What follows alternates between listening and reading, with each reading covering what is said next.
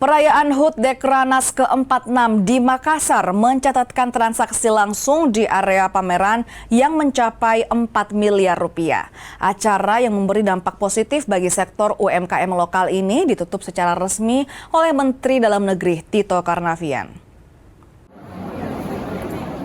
Tidak hanya menjadi ajang promosi, kegiatan ini juga memberikan dampak ekonomi yang signifikan bagi tuan rumah.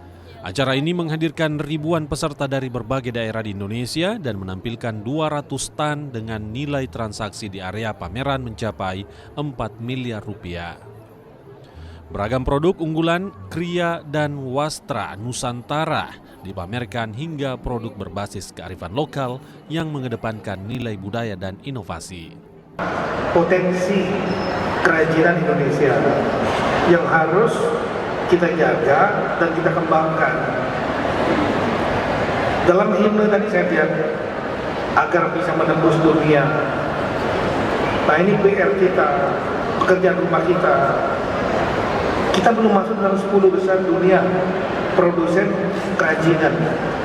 Itu nomor 1 adalah China, India, Asia Tenggara, Vietnam, Thailand, dan lain-lain. Itu potensi global penjualan kerajinan seiring dengan demand permintaan dari penduduk dunia meningkat terhadap kerajinan seni atau hal-hal yang menarik. Keberhasilan acara yang dihadiri peserta dari seluruh provinsi memberikan dampak bagi berbagai sektor di Makassar, mulai dari sektor jasa dan pariwisata serta penguatan UMKM. Dilar Rustam, Kompas TV Makassar, Sulawesi Selatan.